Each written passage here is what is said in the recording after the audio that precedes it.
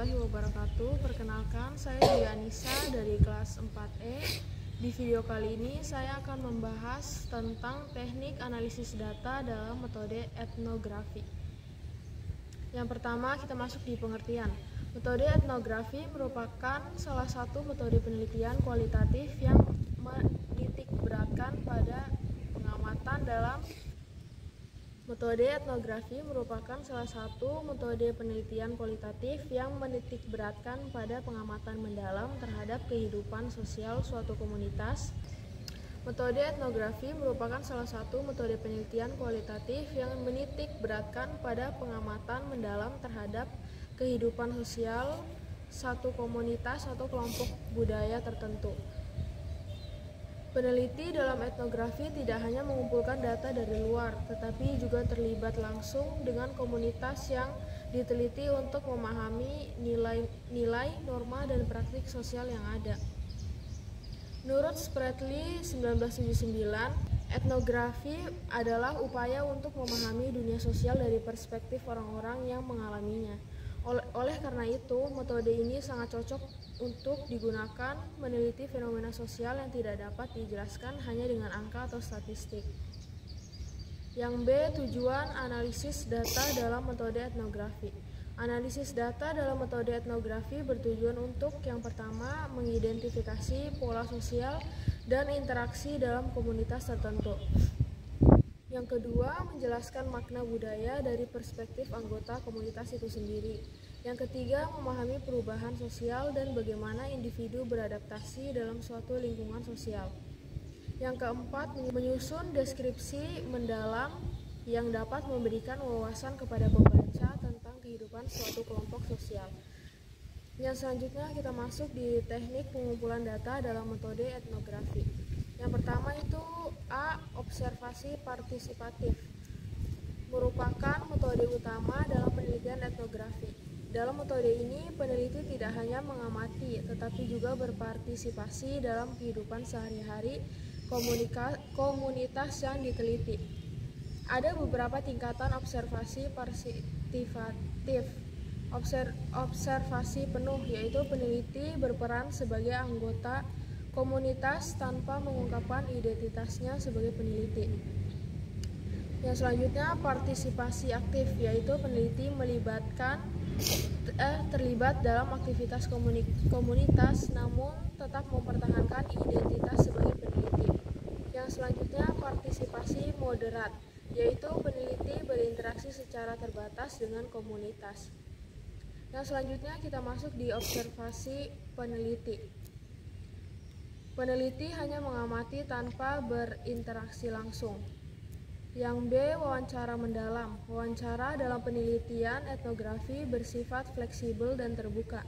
Dapat berupa, yang pertama itu ada wawancara tidak terstruktur, mengalir seperti percakapan biasa tanpa daftar pertanyaan tetap. Yang kedua ada wawancara semi terstruktur, yaitu memiliki pedoman umum tetapi tidak memberikan ruang bagi responden untuk berbicara lebih bebas. Yang ketiga ada wawancara naratif, yaitu responden menceritakan pengalaman hidup secara mendetail. Yang selanjutnya ada catatan lapangan. Catatan lapangan dalam etnografi mencakup berbagai bentuk data seperti deskripsi rinci tentang lingkungan, interaksi sosial, dan kegiatan. Catatan reflektif tentang interpretasi awal dan perasaan peneliti saat berada di lapangan. Yang D ada artefak dan dokumen budaya. Dokumen yang digunakan dalam analisis etnografi bisa berupa teks tertulis, foto, video, atau benda fisik yang memiliki makna budaya bagi komunitas yang diteliti. Yang selanjutnya ada teknik analisis data dalam etnografi. Yang pertama ada tahapan analisis data. Analisis data dalam metode etnografi dilakukan secara bertahap. Berikut adalah langkah-langkah utama dalam analisis data etnografi. Yang pertama ada transkripsi dan pengorganisasian data. Data dari wawancara dan catatan lapangan ditranskrip ke dalam bentuk tertulis. Semua data diorganisasikan berdasarkan kategori yang relevan, misalnya berdasarkan waktu, lokasi, atau objek wawancara. Yang kedua ada coding dan kategorisasi. Coding terbuka mengidentifikasi tema-tema awal dari data tanpa kategori yang sudah ditentukan sebelumnya. Coding aksial yaitu menghubungkan berbagai kategori yang telah ditemukan dalam bentuk pola tertentu. Coding selektif yaitu memilih kategori utama yang menjadi fokus analisis. Sebagai contoh dalam penelitian etnografi tentang komunitas nelayan, kategori yang mungkin muncul adalah ritual sebelum laut, kepercayaan terhadap laut, dan pola komunikasi antar nelayan. Yang ketiga ada analisis tematik dan pemetaan pola sosial. Peneliti mencari pola interaksi sosial yang muncul dalam komunitas yang diteliti. Tema-tema utama dieksplorasi lebih dalam untuk memahami hubungan antar individu dan kelompok. Yang keempat ada triangulasi data. Untuk memastikan validitas temuan, peneliti membandingkan hasil wawancara dengan hasil observasi dan dokumen budaya. Triangulasi dapat dilakukan dengan membandingkan berbagai data atau meminta konfirmasi dari anggota komunitas. Yang kelima ada interpretasi kontekstual. Data diinterpretasikan berdasarkan perspektif budaya komunitas yang diteliti. Hasil analisis dibandingkan dengan teori sosial atau antropologi yang relevan. Yang keenam ada penyusunan narasi etnografi. Data dianalisis dalam bentuk deskripsi mendalam yang menghidupkan pengalaman nyata komunitas yang diteliti. Narasi dibuat dalam bentuk cerita yang menggambarkan kehidupan sehari-hari komunitas yang detail dan kaya. Yang keempat, contoh penerapan analisis data dalam penelitian etnografi. Yang pertama itu ada tahapan analisis pengumpulan data, yaitu peneliti tinggal selama 3 bulan di desa untuk mengamati kegiatan gotong royong. Wawancara dilakukan dengan tokoh masyarakat dan warga desa. Catatan lapangan mencatat bagaimana gotong royong dilakukan dalam berbagai konteks, yaitu panen, membangun rumah, dan perayaan desa. Yang kedua ada analisis data. Coding awal mengidentifikasi tema seperti kepercayaan terhadap kebersamaan, hubungan sosial dalam gotong royong, dan perubahan pola gotong royong akibat modernisasi. Triangulasi dilakukan dengan membandingkan data observasi, wawancara, dan dokumentasi sejarah desa. Narasi etnografi disusun untuk menggambarkan bagaimana gotong royong menjadi bagian dari identitas sosial masyarakat desa. Yang ketiga ada temuan. Gotong royong bukan hanya bentuk kerjasama, tetapi juga menjadi saran memperkuat hubungan sosial dan mempertahankan nilai-nilai budaya lokal. Perubahan sosial seperti urbanisasi dan modernisasi mengurangi intensitas gotong royong, tetapi masih bertahan dalam konteks tertentu. Menurut Spratly 1979, etnografi adalah upaya untuk memahami dunia sosial dari perspektif orang-orang yang mengalaminya.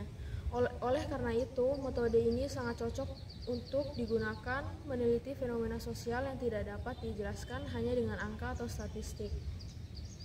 Yang B, tujuan analisis data dalam metode etnografi. Analisis data dalam metode etnografi bertujuan untuk yang pertama, mengidentifikasi pola sosial dan interaksi dalam komunitas tertentu. Yang kedua, menjelaskan makna budaya dari perspektif anggota komunitas itu sendiri. Yang ketiga, memahami perubahan sosial dan bagaimana individu beradaptasi dalam suatu lingkungan sosial. Yang keempat, menyusun deskripsi mendalam yang dapat memberikan wawasan kepada pembaca tentang kehidupan suatu kelompok sosial. Yang selanjutnya kita masuk di teknik pengumpulan data dalam metode etnografi. Yang pertama itu A. Observasi partisipatif, merupakan metode utama dalam penelitian etnografi.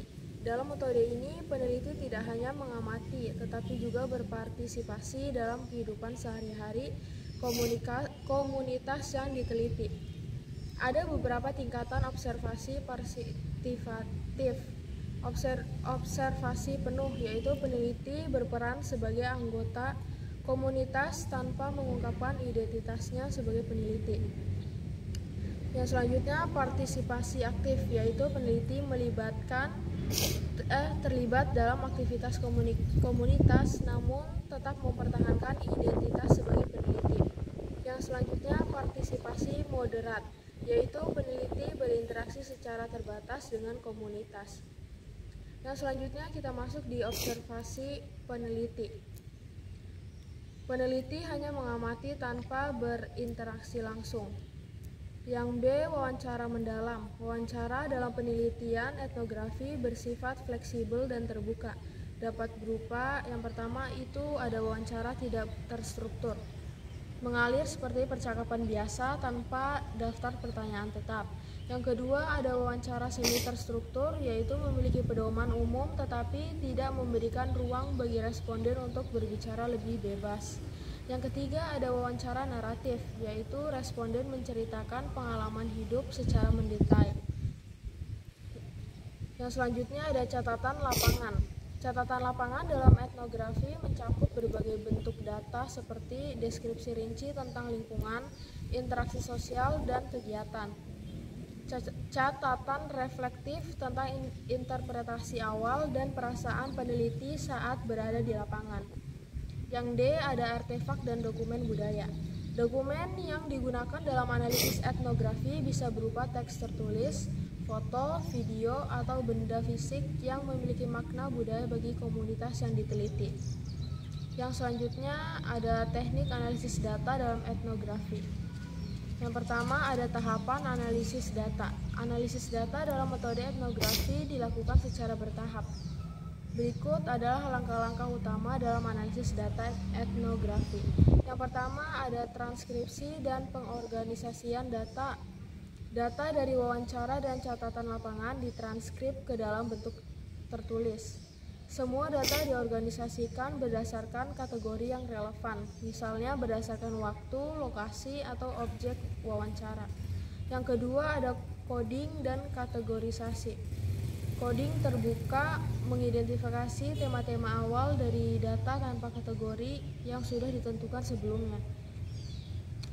Coding aksial yaitu menghubungkan berbagai kategori yang telah ditemukan dalam bentuk pola tertentu. Coding selektif yaitu memilih kategori utama yang menjadi fokus analisis. Sebagai contoh dalam penelitian etnografi tentang komunitas nelayan, kategori yang mungkin muncul adalah ritual. Keakuratan analisis diperkuat dengan triangulasi data, memastikan hasil yang valid dan kredibel. Keseluruhan proses ini menghasilkan pemahaman yang mendalam tentang pola, perilaku, nilai, dan norma dalam suatu komunitas, yang kemudian disajikan dalam bentuk narasi deskriptif yang kaya akan konteks. Keberhasilan analisis etnografi bergantung pada keterlibatan intensif peneliti dalam kehidupan yang komunitas yang diteliti, serta keterbukaan terhadap dinamika dan makna yang muncul selama penelitian. Sebagai contoh dalam penelitian etnografi tentang komunitas nelayan, kategori yang mungkin muncul adalah ritual sebelum laut, kepercayaan terhadap laut, dan pola komunikasi antar nelayan. Yang ketiga ada analisis tematik dan pemetaan pola sosial. Peneliti mencari pola interaksi sosial yang muncul dalam komunitas yang diteliti. Tema-tema utama dieksplorasi lebih dalam untuk memahami hubungan antar individu dan kelompok. Yang keempat ada triangulasi data. Untuk memastikan validitas temuan, peneliti membandingkan hasil wawancara dengan hasil observasi dan dokumen budaya. Triangulasi dapat dilakukan dengan membandingkan berbagai data atau meminta konfirmasi dari anggota komunitas. Yang kelima ada interpretasi kontekstual. Data diinterpretasikan berdasarkan perspektif budaya komunitas yang diteliti. Hasil analisis dibandingkan dengan teori sosial atau antropologi yang relevan. Yang keenam ada penyusunan narasi etnografi. Data dianalisis dalam bentuk deskripsi mendalam yang menghidupkan pengalaman nyata komunitas yang diteliti. Narasi dibuat dalam bentuk cerita yang menggambarkan kehidupan sehari-hari komunitas yang detail dan kaya. Yang keempat, contoh penerapan analisis data dalam penelitian etnografi. Yang pertama itu ada tahapan analisis. Pengumpulan data, yaitu peneliti tinggal selama 3 bulan di desa untuk mengamati kegiatan gotong royong. Wawancara dilakukan dengan tokoh masyarakat dan warga desa. Catatan lapangan mencatat bagaimana gotong royong dilakukan dalam berbagai konteks, yaitu panen, membangun rumah, dan perayaan desa. Yang kedua ada analisis data. Coding awal mengidentifikasi tema seperti kepercayaan terhadap kebersamaan, hubungan sosial dalam gotong royong, dan perubahan pola gotong royong akibat modernisasi. Triangulasi dilakukan dengan membandingkan data observasi, wawancara, dan dokumentasi sejarah desa. Narasi etnografi disusun untuk menggambarkan bagaimana gotong royong menjadi bagian dari identitas sosial masyarakat desa. Yang ketiga ada temuan. Gotong royong bukan hanya bentuk kerjasama, tetapi juga menjadi saran memperkuat hubungan sosial dan mempertahankan nilai-nilai budaya lokal. Perubahan sosial seperti urbanisasi dan modernisasi mengurangi intensitas gotong royong, tetapi masih bertahan dalam konteks tertentu. Yang selanjutnya kesimpulan. Teknik analisis data dalam metode etnografi bersifat eksploratif, reflektif, dan berulang. Analisis dilakukan melalui proses pengumpulan data secara mendalam, transkripsi, kodifikasi, serta interpretasi yang mengaitkan temuan dengan konteks sosial dan teori yang relevan. Keakuratan analisis diperkuat dengan triangulasi data, memastikan hasil yang valid dan kredibel. Keseluruhan proses ini menghasilkan pemahaman yang mendalam tentang pola, perilaku, nilai, dan norma dalam suatu komunitas, yang kemudian disajikan dalam bentuk narasi deskriptif yang kaya akan konteks. Keberhasilan analisis etnografi bergantung pada keterlibatan intensif peneliti dalam kehidupan yang komunitas yang diteliti, serta keterbukaan terhadap dinamika dan makna yang muncul selama penelitian. Baik, itu saja yang dapat saya sampaikan. Lebih dan kurangnya mohon dimaafkan. Wabillahi taufiq wal hidayah. Wassalamualaikum warahmatullahi wabarakatuh.